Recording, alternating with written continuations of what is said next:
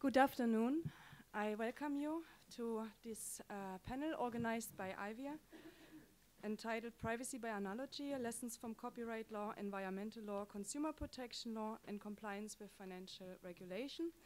The aim of this panel is to look if there's a possibility to learn from other sectors of regulation that face similar challenges as privacy protection and data protection today, and to find some fruitful synergies between solutions in one place and the others if they are transferable. You may imagine it's difficult to find experts that can cross the borders between two different sectors, so I'm very proud to introduce you to the panel, carefully selected, and I'm going by order of sitting. So on the outside, on the left from you, is Dr. Schultze-Melling. He is Director of Privacy for the Allianz Corporation. Next to Yun, there is Anna Fielder from Privacy International. She is crossing the consumer protection angle and the data protection sector. On the right side of the table is Professor Egbert Dommering, Emeritus Professor at the Institute for Information Law at the University of Amsterdam. And to my right, there is Professor Dennis Hirsch from Capital University, and he is an expert in environmental protection and data protection and teasing out the parallels between the two. My name is Kristina Irion, and I also welcome our moderator, Serge Gutwirth from VU Brussels. And I'm suggesting that we don't lose further time. We go directly to the substance, and we agreed to proceed and to start with Professor Dennis Hirsch with his contribution, and then we have all contributions one after the other, and then we start a discussion with the floor and answer questions that you may have to the panelists. Thank you.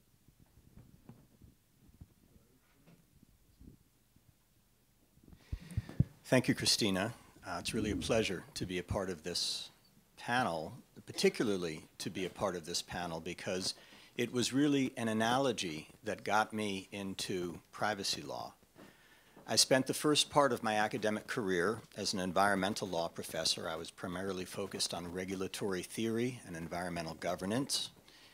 And then in about 10 years, it hit me that just as the smokestack economy creates pollution as an inherent byproduct of business activity, so the information economy creates privacy injuries as an inherent byproduct of business activity. Consider the fact that Google reads our Gmail.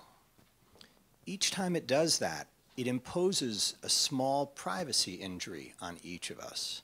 It's not unlike the particles of pollution that come out of a smokestack and that impose a small cost on those who breathe it, a negative externality. Privacy injuries, too, are negative externalities that come from information economy businesses. And they're like pollution from a smokestack in another way as well. They are diffuse. They affect many people in a small way. And this makes it hard for tort law to address them. No one is harmed enough in order to have the incentive to bring the lawsuit or to organize the lawsuit. The victims face a collective action problem that prevents them from bringing the suit.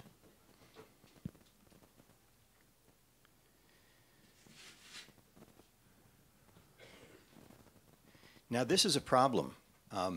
Left unabated, these privacy injuries will lead to a tragedy of the commons. Going back to the environmental area for a moment, fisheries provide a good example of a tragedy of the commons. A fishery is a commons open to all fishing boats. Each fishing trawler finds it in its interest to take as many fish as it can. However, when every fishing boat does this, the fish population collapses, and then no fishermen have any fish. So the fishermen have destroyed the resource on which they themselves depend. That's the tragedy. And we can anticipate a similar dynamic in the privacy area. In the privacy area, the commons is trust. We trust that those who acquire our personal information will treat it with respect. And every time a data processor abuses this trust, every time it injures our privacy, it erodes a bit of the trust commons, and eventually the trust commons may collapse, leading people to pull back from the online economy and share less of their personal information. That will not only be bad for us, we who benefit from our interactions in the online world, it will be bad for the businesses that depend on our personal information. They will have spoiled the resource, they will have spoiled the trust on which they themselves depend. That would be a tragedy. Externalities, the collective action problem, the tragedy of the commons, these are some of the main justifications for environmental regulation. And in much the same way, they justify privacy regulation. So the first benefit of the environmental analogy is that it can show us why it is important to regulate to protect privacy. Can it also show us how to regulate to protect privacy? There are reasons to think that it can. Environmental law and environmental policy have been the most contested regulatory area over the last 50 years or so. Tremendous amounts of money have gone into research and policy experimentation and studies and reports and debates. So what has been learned, and what of that learning could be applied to the privacy area? Now I'm going to boil down 50 years of environmental law and policy learning into one insight. You ready? Okay. There are two ways to achieve environmental goals. One is for regulators to set the goals and then prescribe the technology that the regulated party should use to achieve those goals. We call that command and control regulation. The second is for regulators to set the goals and let the regulated parties themselves develop the means for achieving it. We might call this command and delegate regulation. The first generation of environmental policy, in the States at least, primarily used command and control regulation. Now, this worked for small, slow-moving areas of the economy, but it broke down where the pace of economic change quickened. Regulators could not keep up. The regulations that they designed were not well informed, were not efficient. In some cases, the course of events even outpaced the regulations, making the regulations obsolete shortly after they were passed. Environmental law responded with second-generation statutes. These laws allow the regulated parties to design the means of pollution control. The regulated parties know more about the state of their industry, where it's headed, the different technologies, the different techniques, and they can use this knowledge to develop control strategies that are more intelligent, cost-effective, and workable. If the information economy is anything, it is fast-moving. Thus, the justifications for the second-generation regulatory approach apply with even greater force as applied to the information economy as to environmental law. So I would argue that the primary lesson that privacy regulation should take from environmental law is to move right to second-generation strategies and skip over the more prescriptive first-generation strategies. I'm out of time. I'm going to just close with one last thought, one more analogy. The goal in environmental policy is not to stop human prosperity and development. The goal is to continue to develop, but to do it in a way that sustains the environment rather than ruining it. The goal is sustainable development, and that should be the same goal here. Our goal is not to stop the information economy. We all benefit from it in so many ways. Our goal is to develop in ways that sustain the trust and the privacy that it needs in order to continue well into the future.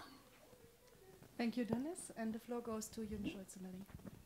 So, talking after the environmentalist is kind of hard for the guy who is here for the financial services regulation. I remember Bruce Schneier coming up with this term of data pollution, which would be the oncoming thing of our times, and I guess he's right. I mean, if we look at the amounts of data that we collect these days, thinking about the pollution effect of this is probably not too far-fetched. And when I think about the kind of world that our kids will inherit, and they will have to sort and shift through all the amounts of data that we collect these days, will be a tough choice for them, I guess. The thing with, financial services regulation is difficult to speak about these days. We all know that we had in the past years very dire experiences with banks, especially, and other financial services players who kind of brought the whole world nearly to the brink of a meltdown in financial terms. So the question that everybody poses, and that is still very, very commonly debated these days, is whether the currently existing regulations are actually worth the paper that they're standing on. The thing is, many people these days say, well, there is a lot of paper that's filled with regulation for financial services industries, and my industry, insurance industry, is very close to this, of course. And all these regulations seemingly didn't work, right? They were there before, and they still couldn't do too much against this meltdown. So the problem that I face now is trying to talk about this from a kind of natural and objective fashion, and still try to do what we are supposed to do today, find analogies to the field of privacy. So when you look at it, the first thing that comes to mind, at least that came to my mind, was that, yeah, there seem to be similarities, at least. And this begins when you look at the fact that financial services regulation, well, apparently seems to aim to protect things like market confidence, our trust into the financial services. Whether or not we achieved that, it is supposedly and allegedly one of the issues that financial services regulation is all about. Market stability, so we don't want to get into these kind of turmoils, is one of the things that regulators in the financial services industries put forward these days. But, well, they didn't really succeed too well in that case, I think. Consumer protection, of course, very important for privacy as well. We come to the issues in more detail in a second. But the last thing that everybody talks about when they talk about financial regulation is the reduction, at least, of financially oriented crimes. So, putting all this into perspective and starting from the beginning, market confidence usually is brought up by a heavy load of supervision that's put upon financial services industries players. And I don't know how far your own experiences reach to this aspect, but this industry is probably one of the most heavily regulated industries in the world these days. It is, even if you are a lawyer who's specialized in this field, it is still kind of difficult to find out what kind of regulations actually apply to you, especially when you go on a global level. And sometimes they even, don't talk the same language. And even more, sometimes, especially for example in countries like the UK, we have different regulators regulating the same thing. So our colleagues in the UK have to deal with two regulators who, funny enough, actually sometimes say different things about the way that they want things to be handled, which makes it not that much easier for a company who just wants to conduct business. Market confidence by supervision in the financial services industries means that regulators dictate what a bank or what an insurance company can actually do, how they conduct their business. This goes down to the fact that they are presented with new products. So if Allianz comes up with a new insurance product, our people in the different jurisdictions go to their regulators and they present what they want to do. They present their new business models, their new products there, and they try to convince the regulators that these products are for the good of the customers and that they are not dangerous. What that means, we'll come to that in a second, but this is the level of supervision that we are facing these days. I am, let's say at least, I'm not completely convinced that the same level of supervision would actually be a good thing for privacy, basically because we're not talking about one industry, but we're talking basically about every industry, right? Everybody in this room, anyway, and everybody in the industries all over the world is using personal information to conduct their business. I doubt that we really would want to have regulators step in and control what everybody's doing with personal data on the level that the financial services industries face these days. And also, I doubt whether they would actually have both the resources for this and the professional experience and the know-how to know what's going on. It might be, and I would say that the regulators in our industries are very, very competent in distinguishing what we do and understanding what we do. But if you want to have one privacy regulator knowing everything there is to know about all the different industries that actually work with personal data is probably a task that is unachievable and undoable. So mission impossible, really, if you want. Stability, the other thing, in the financial markets, lots of things depend on trust. One of the main reasons for the main meltdown in the last years was a lack of that trust that very suddenly occurred, and that, like an avalanche, resulted in many people losing trust at the same moment, which for the financial services industries is a very bad thing, because we're talking about the flow of money, and if trust is the element that dictates how this money flows, and that trust goes away, then heretic things happen, and this is what we experienced over the last years. Consumer protection, yes, privacy is becoming more and more a consumer protection thing. You probably can hear from the tone of my voice that I'm not completely confident that that's a good idea, because we know that consumer protection over the last decades has become more and more a, theoretical approach in terms of regulators trying to decide what kind of things consumers might want to be protected from. And we all know that this does not necessarily always meet realities. Some things consumers aren't even bothering about, and regulators still think they must be protected against these things.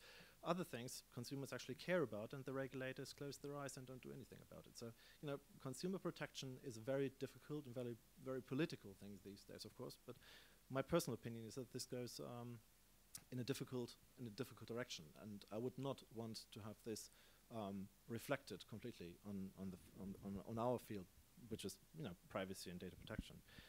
And finally, when we talk about financial crimes, yes, there are a gazillion of possibilities how criminals can use the complexity of today's financial systems to gain their personal advantage. Yun, please wrap up. I will.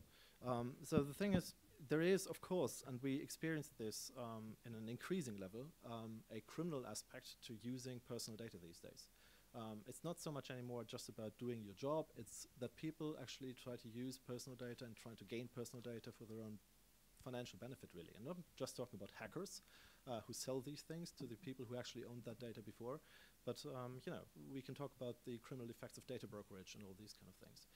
To sum it up and wrap it up, financial services industries is one of the most heavy restricted sectors there is. It does not really fit the needs and the requirements that we see for privacy. The shortcomings that we have faced in the last years would probably wreak havoc on what startup companies and other companies these days do with personal data. So it is not a good idea, to sum it up, to just see to that regulatory force and provide the same thing for privacy. Thank you very much. The floor goes to Anna Fielder from Privacy International. Thank you. We're going to have an interesting discussion, aren't we?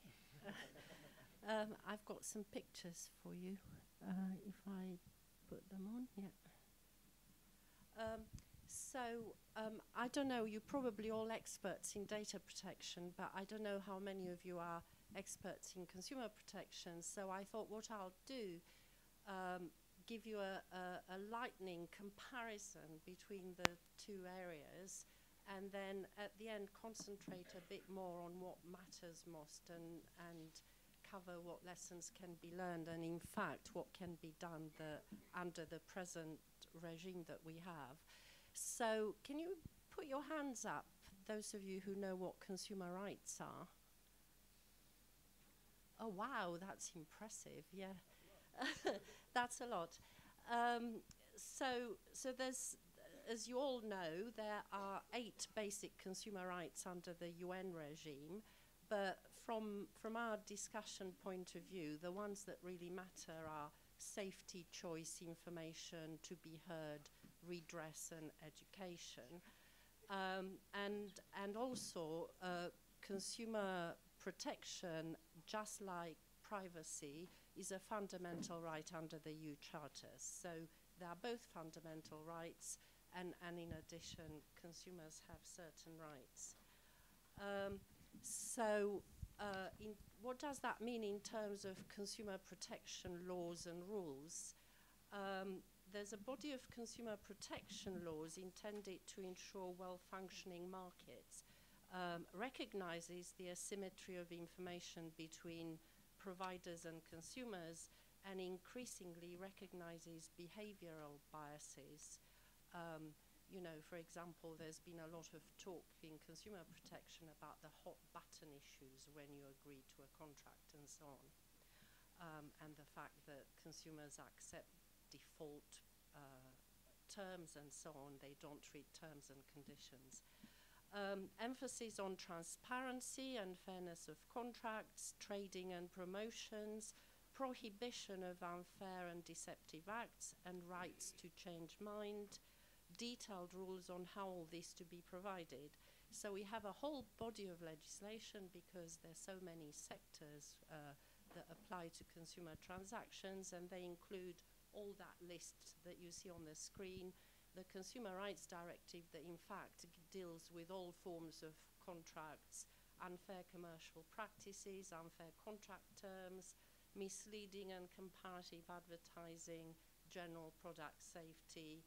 And last but not least, I wanted to mention measures to facilitate switching, because in the competition session today, this was not discussed enough, and that is a demand-side provision whereby you do measures to encourage people to easy switching, or compare it to data portability.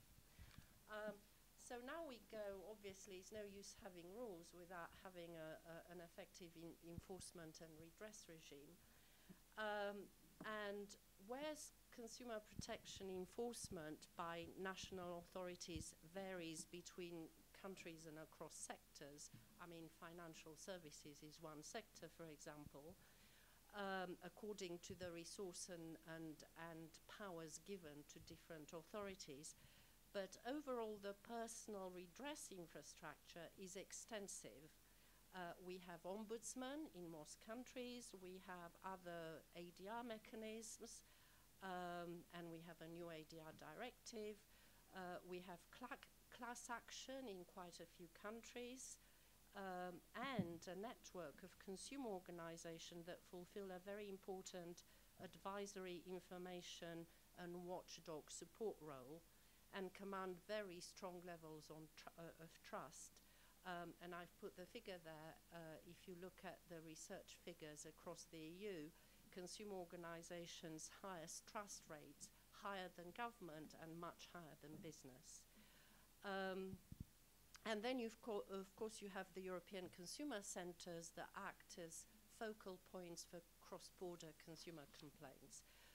If you compare that with a data protection enforcement regime, well, that also varies a lot across countries, but it is notoriously weak in terms of enforcement and particularly redress. In the last Eurobarometer report, only 33% of Europeans even are aware that information commissioners exist. And of course, they don't go to the court very often for various reasons. So comparatively, the two systems are not equal. We talk about empowerment, education, and research, which is another very essential condition to make rules work. In the consumer protection field, there is a very, well, not very, but quite efficient system of carrying out research. It's called consumer market scoreboards. It's carried out centrally by the European Commission Directorate for Consumer Protection, and they've even standardized the way that complaints are recorded across countries in order to have a more accurate picture. And this is an infographic that they've done at the latest one, showing how markets work for you. If you look at how markets work for you, ISPs and mobile telcos and so on come up bottom. They are the worst rated of all the markets. You know, the financial services only slightly above. Yes, slightly above. So that brings me to what can be learned. Well, my first very strong message is use consumer protection laws to enforce privacy too. And this is not a pie in the sky. You know, if you were at the competition privacy platform, that's what Giovanni was arguing about. But there are examples of how this can be done effectively. For example, in Europe, even in Europe, the Norwegian Consumer Council very successfully issued a complaint against the Apple iCloud on the contract terms of the iCloud as not being in line with the EU consumer protection law, and they didn't have to go to court because Apple changed its terms in accordance to the demand of the organization. And of course, I don't have to give you the many examples from the Federal Trade Commission, which acts both as a consumer competition and data protection authority, but most of the cases it brings in data protection and privacy are under misleading and unfair consumer protection laws, not because US doesn't have a general data protection law. It could be done very effectively in Europe, and the reason it isn't done is because the consumer protection authorities don't speak to the privacy authorities very often. They think, oh, this is not our job, this is their job. Privacy notices are very often part of transactional contracts. I've worked a lot in the energy sector on smart meter issues, and if you read all the energy suppliers' terms and conditions, privacy is in terms and conditions. It's not a separate privacy notice. So it could be applied very easily. The other very effective tool would be collective action. Individual consumers don't go to court. They don't know information commissioners exist. But consumer organization, digital rights organizations do know, and they do know how to investigate, and they could be given powers to do that. And it's happening already. I think in Germany at the beginning of this year, they announced, sorry, I'm finishing. They announced that organizations should be allowed to take cases directly. And finally, of course, I have to refer to the draft regulation. Do not weaken improved rights. Thank you very much. Thank you very much, Anna. And our last panelist is Professor Dommering. Thank you. Thank you. I'm going to do three things. First, I will make a short comparison between copyright and data protection, right? And the second goes much more in the direction of my neighbor, which is about collective action. As a matter of fact, when I started as a lawyer, I used to represent the consumer organizations, and that was at that time that we invented the collective action. I think it's an important issue. Afterwards, I was for a short time a specialist in environmental law. This came about that a colleague of me referred a very big company to me, saying that I was an absolutely outstanding specialist in the field. That was something I was not aware of at the time of the referral, so I still remember the first conference with the client, which I really didn't understand a word what they were talking about, but I muddled through, but I still remember the difference between licenses about ends or goals and licenses about means. And I remember that the industry loved licenses about goals, whereas the regulators loved licenses about means. So I have a question in between to Dennis. The binding corporate rules, are they licensing about ends or are they licensing about means? But this just that's in the between. First question after for the debate. And then finally, I will give some comments on the directive and what it on the regulator and what it does not, and what it and why it just ignores the the reality of the collective action and the position of the consumer. I will do this to go shortly through 4 different subjects: information markets, the copyright markets compared to to personal data markets, and I'm talking about collective societies and about collecting societies in copyright and what they are doing. And I'll round up at the end. It's really a difficult subject, but I'll try to.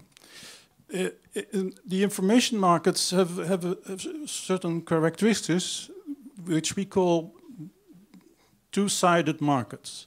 That means that the product in one market is paid by a service in the other market. In the mass communication market, this is advertising and content.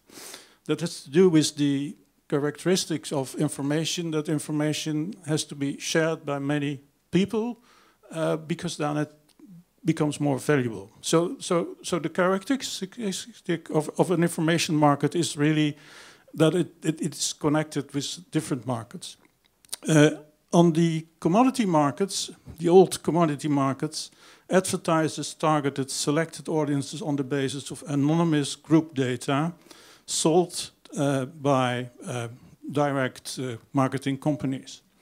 This picture has fundamentally changed. Internet markets have become many-sided, personalized markets on which information, goods and services are exchanged against credit card payments, barters, but more often against personal data, which are used for behavioral targeting. Personal data is the new oil of the internet and the new currency of the digital world, as at the time, Euro Commissioner Kuneva already stated in a speech in 2009.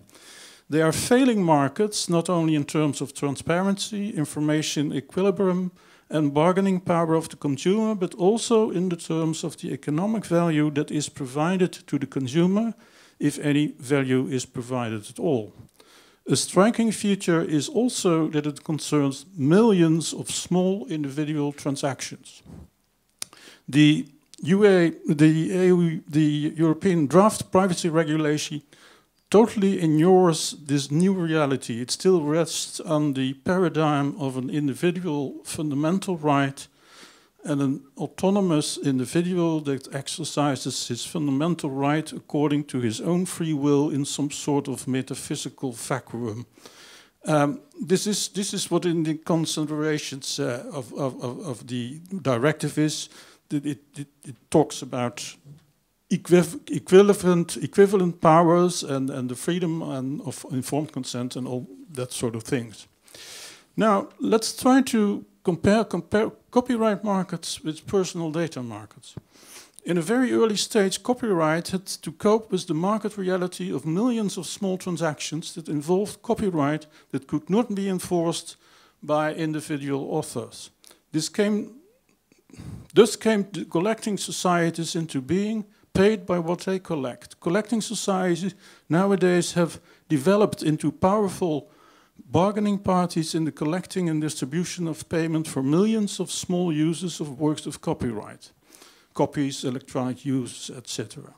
They also may act against infringements. The collecting societies are a specimen of collective action as we know it from consumer law and environmental law, because also environmental law was one of the first two parts of the law that invented the collective action, the well-known slogan, "Do trees have standing?"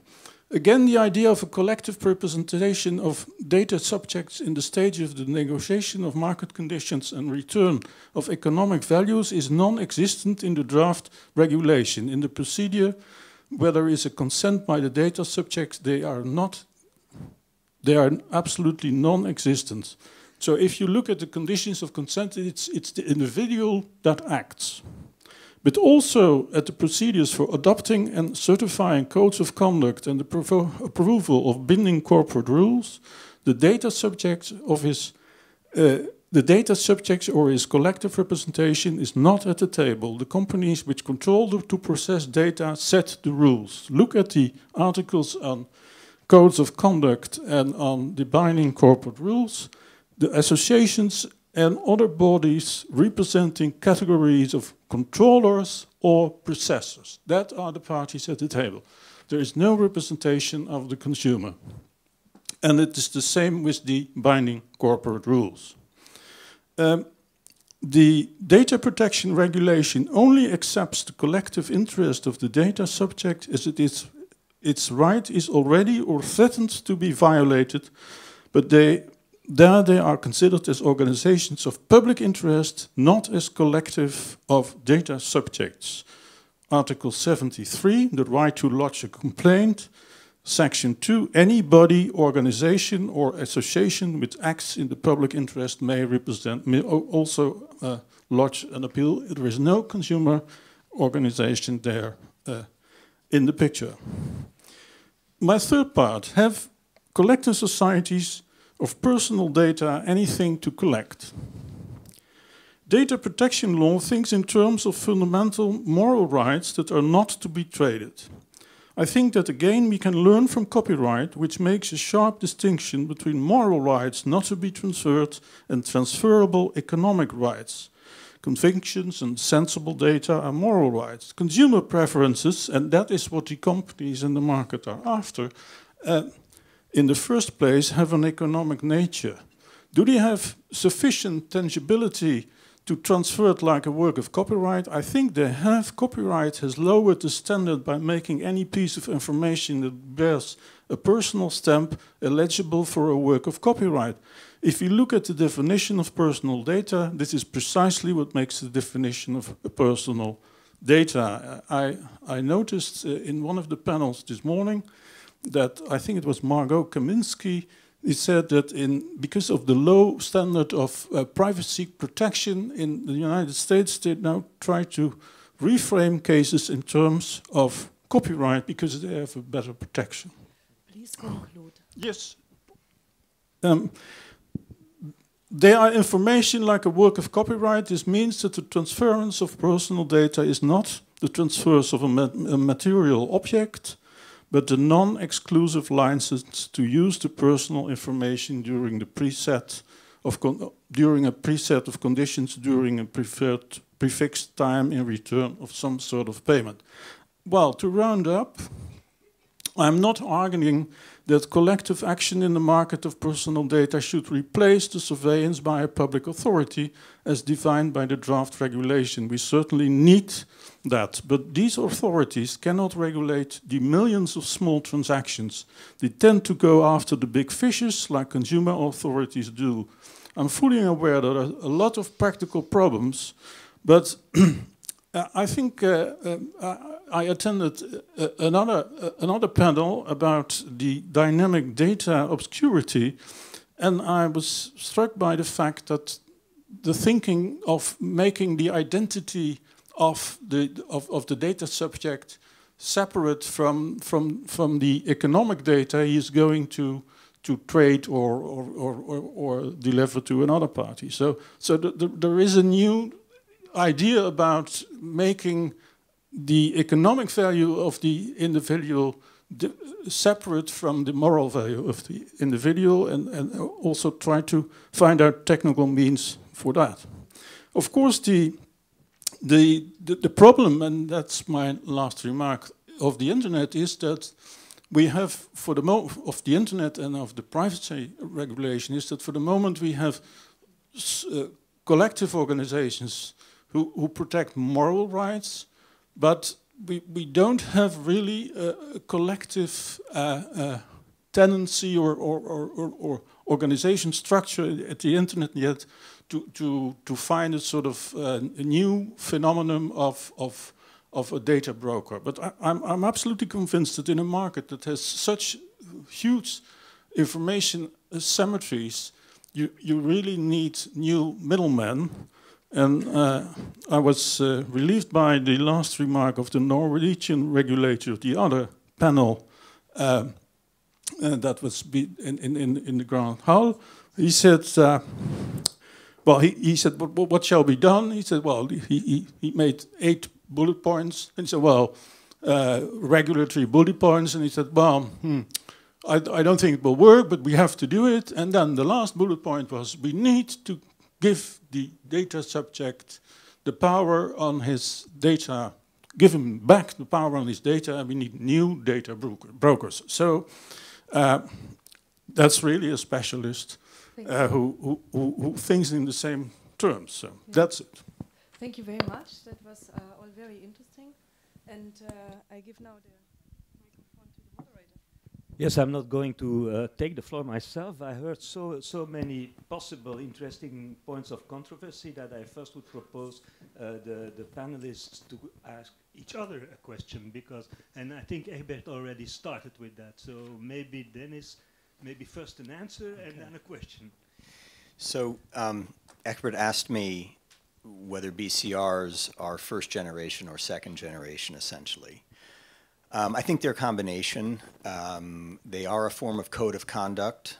Codes of conduct are a second generation strategy because the industry, in this case the company, does have an opportunity to have some input into the rules, and so can bring its knowledge and understanding of its business into that in a negotiation with the regulator. Of course, BCRs need to meet the requirements of the 1995 directive and the national laws, and so there are a lot of prescriptive requirements in there, and so I think ultimately they're a combination. But I like the question because it shows the relevance, even in privacy regulation today, of this distinction.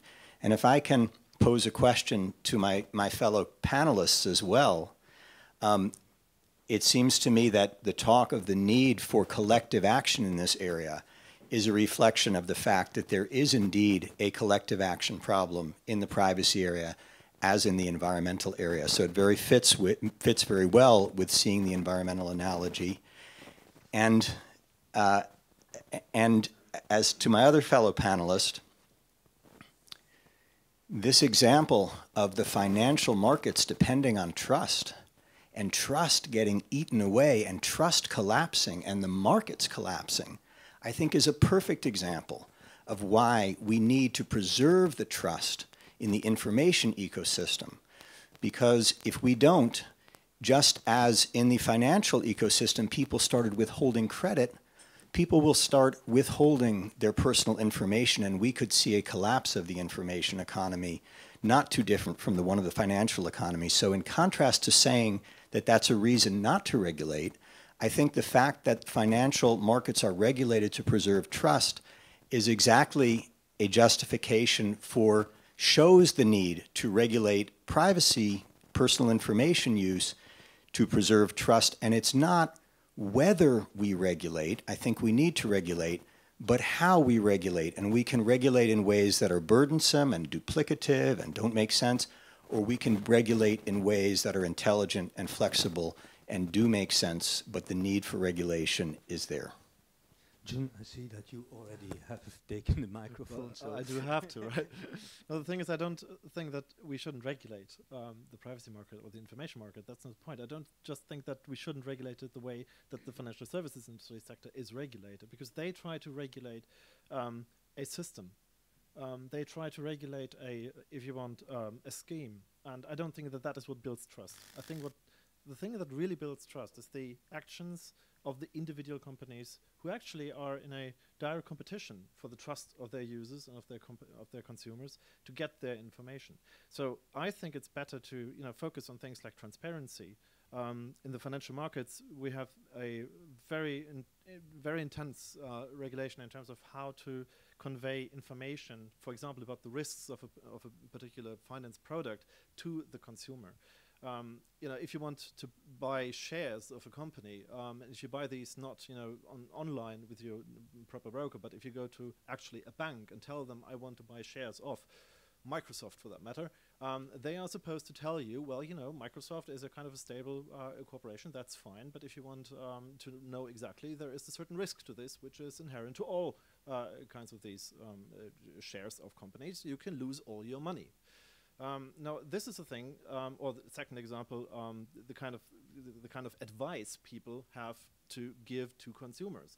If you go to a insurance agent and you want to have the You want to have a house insurance. He's supposed to ask you prior, do you actually have a health insurance? And that is not because, you know, they want to sell that insurance too, but because the regulator thinks there are still people who think about insuring their house, or their cat for that matter, more than insuring their own health. So that agent would be deemed by regulation to say, hey, wait a second, I'm not supposed to sell you an insurance for your house before I can make sure that you have an insurance for your health. So these are good things if you think about it. Companies who want to work with personal data should be obliged to tell people more transparently and more straightforwardly, without, you know, legalese and T&Cs and without any kind of marketing lingo, what it is that they want to do. I wouldn't go as far as the CNIL, who says that it's a violation of French consumer protection law if, you know, the terms say the service is free, because I think the typical consumer thinks something is free if he doesn't have to pay money for it. I think the idea to say, well, it's not free because you pay with your personal data is not valid until we actually come to the terms that, yes, personal data is a currency, and we're not that far yet. But, you know, it's about balance approach, and I don't think the balance is there yet. Egbert, you made me a sign. Yes. Anna, you wanted to say something, to pick in? Well, It's okay, you go. okay. Well, sorry. It's okay. No. Well, I give you the mic afterwards. Just a few, just a short remark about the second generation sort of self-regulation of binding corporate rules. Well, I know from my history in consumer law that there are two problems with self-regulation: the underrepresentation of certain parties and the self-interest of the parties who set the rules. And my point is that in the CPRs, there is no consumer representation. There is, of course, there is a sort of surveil by the data protector regulation and the Article 29 groups, but they have different interests. They have governance interest. It's different from really a consumer representation. And I think that if you look at the development of environmental law, the occurrence, the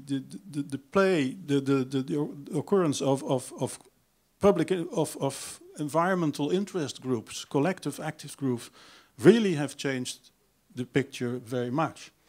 And the second point on trust, I think if you are trying to organize a sort of a data consumer brokers that try to restabilize the balance between the economic value of the consumers and of the other parties in the country, I think that should be trusted companies. So I think they need to be licensed companies, and you need a sort of governance to look after it. Oh, so there's a lot of interesting issues being discussed here, but I just want to pick on two. The first one. Is it working? Yeah. So the first one on your trust issue, all the evidence and all the research evidence suggests, and there's been a lot of research, that consumers do not trust banks. So I think your theory that a bank, yes, a mutual maybe, but a bank trying to regain consumer trust when every day in the press you see about bankers' bonuses and another bank failure and so on, is not going to gain any more consumer trust. What they've done in the US, they've created, after all these failures, they created a special agency called Financial Services Consumer Protection Commission. And I know that all my colleagues in the US think that this is a really good thing, and this agency is doing good things. But we are going away from the data issue. But all I'm trying to say that your model of the business is creating trust wouldn't be transferable to the privacy area, because if you look at the evidence, and if you can see, for example, European citizen views, in the Eurobarometer data, what it says is that majority of EU consumers don't trust businesses, they think they lost control of their data, and so on. So the evidence simply doesn't bear what you're saying. On the collective redress issues, I have a lot of sympathy with what you're saying, and I think your idea of going further than just collective redress, but having collective input, is one that is really worth considering. I mean, there are, as far as I know, I'm not an IV expert, but I know there are problems with collective societies because they are very different across all the EU member states, and they don't help the single market functioning, and so they need a lot of reform as well. But in general, this, you know, collective input idea when you formulate the policy rather than the end when you try to repair the damage is a very sensible one. But there is a question coming from Dennis. I just want to and then it's the floor. briefly say that Egbert, I see the BCRs as co-regulation rather than self-regulation. However, I very much agree with your point that stakeholders should be involved in these negotiations. And Yoon, I agree that information disclosure is a very important regulatory tool, and in fact, that is a second-generation regulatory tool to build trust. And I just have one quick example of how environmental law could be translated into privacy law using information disclosure. This is a US environmental law called the Toxics Release Inventory, and each year those companies that use more than a certain threshold of toxic substances must report to the Environmental Protection Agency the amount that they released that year. And the EPA ranks those companies by industry, by city, by town, and the media picks up on this. There are front page papers when the TRI reports come out, the biggest polluter in your city, etc.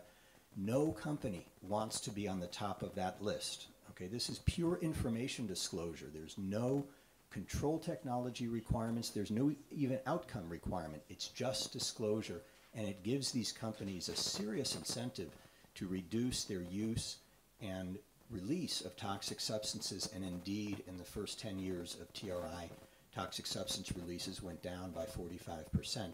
I think we could do something very similar in the privacy area if we had a requirement that every year companies had to disclose the amount of personal data that they released, a data release inventory instead of a toxic release inventory, and this was compiled by a central government and there were rankings. I think that it could be even more effective. You and I can't choose the chemical company that we decide to patronize, right? But we can choose the credit card or the bank or the website, and if we can see our rankings and we see that Visa, you know, had more data releases than MasterCard, or forgive me, MasterCard, if you're here, if maybe it's the opposite, MasterCard had more than Visa, we can vote with our feet. And so information disclosure could be a very powerful way to give strong incentives for better data security and privacy protections by adopting an environmental regulatory strategy, a second-generation strategy, translating it into privacy and using it there. And I think this is very different than current breach recording, because that's just the company has to report to the people to whom they breach. There's no centralized depository. There's no comparison. There's no rankings. Okay, now the floor is yours. There was a question there. I think Frederick first made a sign. Good evening. Thank you for your great and inspiring, thought-provoking presentations. My thoughts were particularly provoked by a remark by Professor Hirsch about privacy as an externalities problem comparable to environmental law. And I think that works largely well, but I think we could also become sidetracked for some industries, because, for instance, car manufacturers or oil companies don't have an incentive in polluting the environment. However, certain industries that are among the worst privacy offenders do not hoover up personal data by accident as a byproduct. No, they have every incentive to hoover up as much personal data as possible because their core business model is usually targeted marketing. So I think in that case, we should be careful with the externalities analogy. You want to take some other comments? Okay. And maybe we can just respond to all of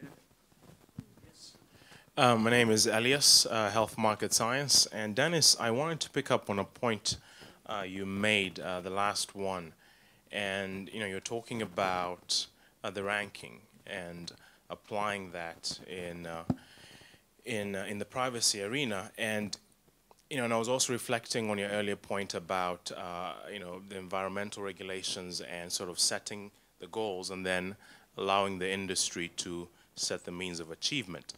But it got me thinking, I don't see much incentive in an environment where, as an average consumer, forgetting that I live privacy. As an average consumer, every single day it seems like I'm reading about some sort of a privacy breach, from Target to the NSA to the Pentagon, and perhaps the facts might not be all that related, but it seems like I'm reading about it every day. So as a consumer, would I make really a decision based on those rankings when I see that it's almost commonplace? So I think that's a failure of the current data breach regime, in that you just get individual data breach notifications, and in fact, we're starting to get so many that, as you say, they become meaningless. I think that would be very different if they were all going to one place and there were rankings by industry, by other ways that you could make market decisions as to who you want to patronize. I think it would be far more effective. And Frederick, I take your point. I will give it some thought. Joan and then Anna. Just briefly, I like that idea very much. The thing is, I think we should decide for ourselves whether data is the new oil for the economy or whether it's a poisonous chemical that is to be spilled. I would have a decent difficulty, obviously, with these kind of lists that you refer to, basically because the idea that transferring data per se is not the same as spilling, poisonous chemicals. It's much more the oil idea. I mean, if you transfer oil from here to there and it's safe and secure and it's for somebody's benefit, and that's fine. What we're talking about is oil spills, right? If it actually gets into the North Sea and it spills the environment. So that's what we need. We need more focus and more pressure in terms of data leaks in that kind. And I don't actually agree that we have so many of these that people don't care anymore. I do experience that people do take their consumer decisions also based on the at least alleged level of security that these people provide. So if I see that a company that I want to contract with loses regularly their data, then I'm in no position to actually provide them with my data too. I would, if I can, choose another competitor in the market. So this is more difficult if you don't have competitors in the market, obviously.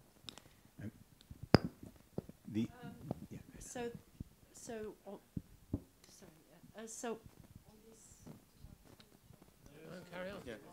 Yes, so on this name and shame idea, which a lot of digital rights organisations already do in a private way, I think it would work really well if you're talking about certain brands and retail business, and if you had effective data breach notification laws. Now, I know in the States there are a lot of those, but in Europe there's no data breach law. It's introduced in the regulation, and it was very, very resisted by business.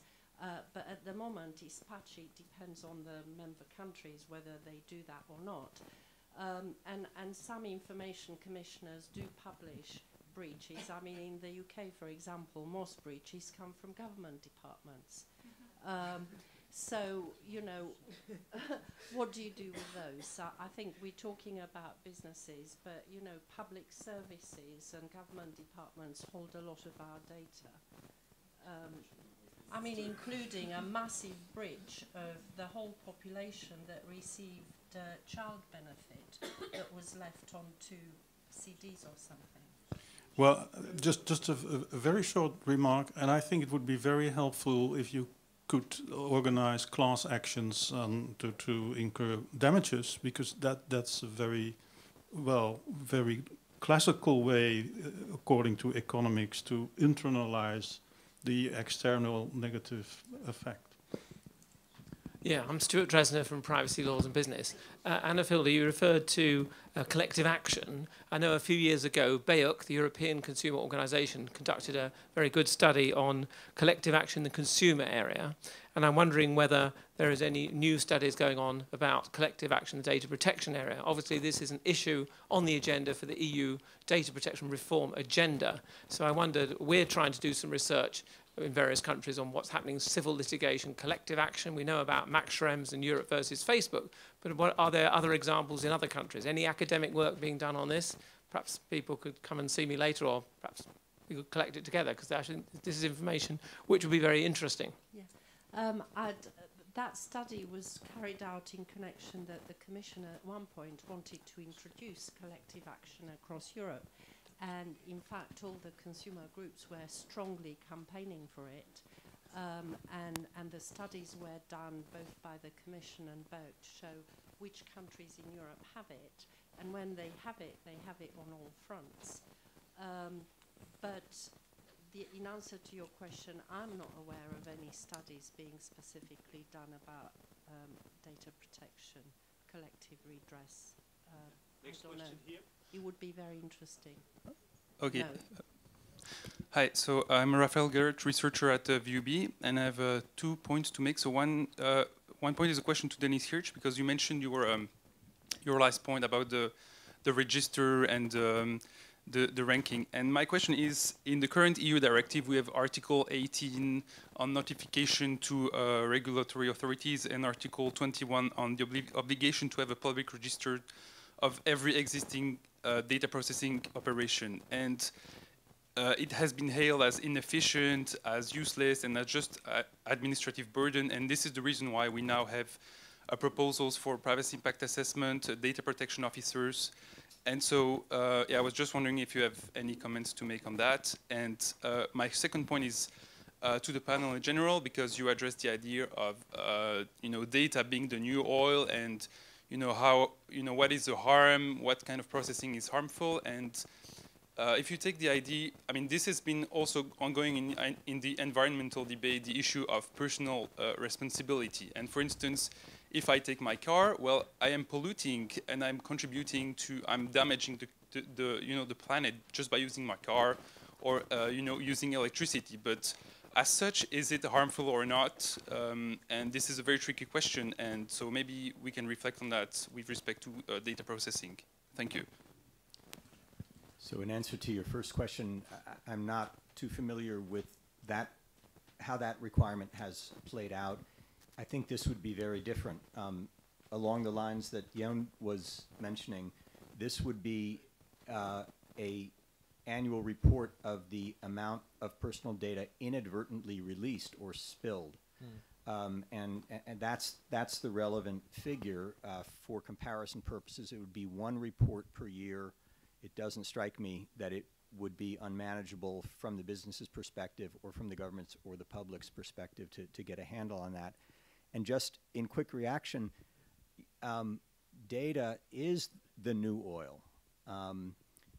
And data spills are the new oil pollution. And in environmental law, we learned that oil is wonderful. Oil does many good things, but it also creates real problems, and you need to address them. And I think we face the same challenge with respect to data and privacy.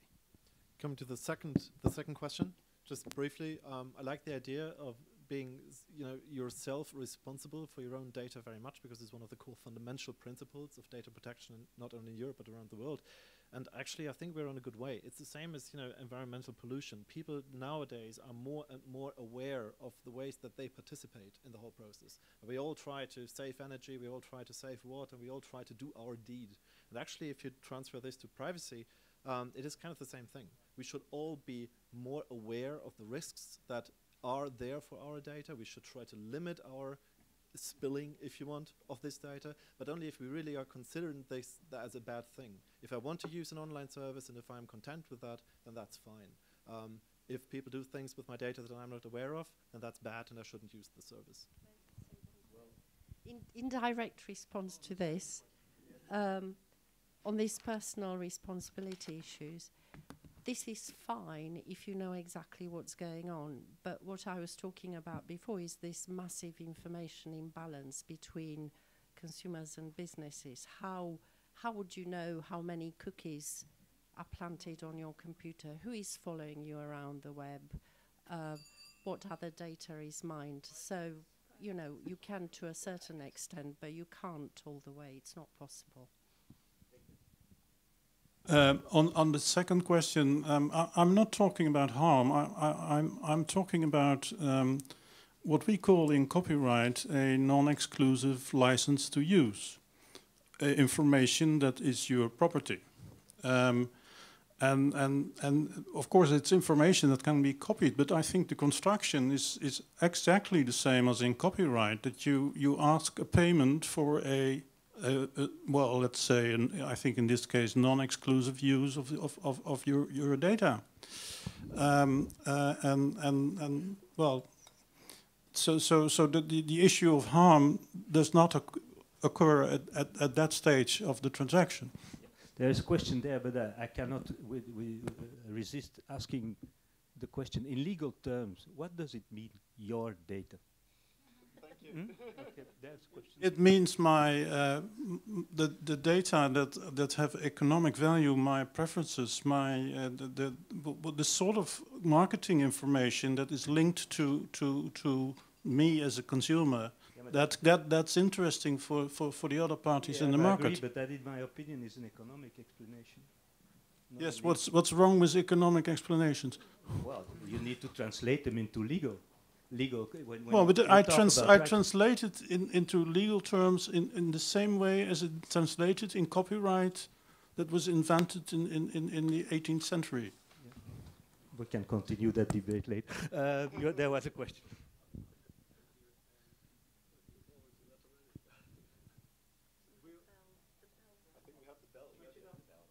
Yes, but it means 5 minutes. So basically we are... I think that was the 5 minutes that we had. That's switching us out.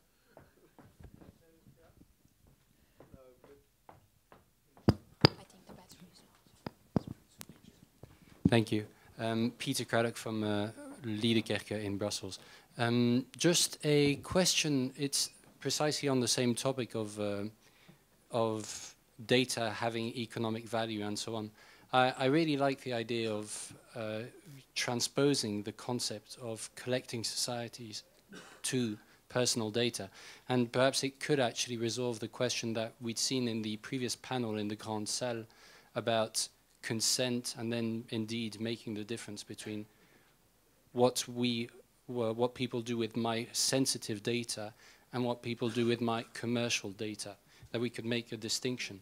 But then would that then imply trying to have two different kinds of societies? On the one hand, the more consumer protection for the more moral rights, and then something akin to a collecting society for the economic rights. Well, I think that hello, yeah. Well, I think that's how the market will develop. This new idea of brokers and middlemen. It could well be that they are going to organize this in a setting of maybe the new sort of direct marketing organizations that sell better data than they can collect themselves. So there might be a sort of development of an added value chain in the market. And maybe moral rights are part of it, but I think that there's nothing wrong when it's separate. But well, this is something which has to be developed in the market, and one cannot predict in advance how this will turn out. One last question there. Winfried Feil from the German Ministry of the Interior. This panel is about analogies, and I like very much the idea of stealing judicial institutes from one field of law field and taking it over to the other. But I think we have to keep an eye on the differences. And for my taste, we have been talking too much about trust when it comes to environmental law, and we have been talking about too much about property when it comes to copyright law. What is protected by data protection law? It's the individual right to privacy and what we call in Germany the Recht auf informationelle Selbstbestimmung, the right to informational self-determination. This is not a common good. It's an individual right. And by environmental law, a common good is protected.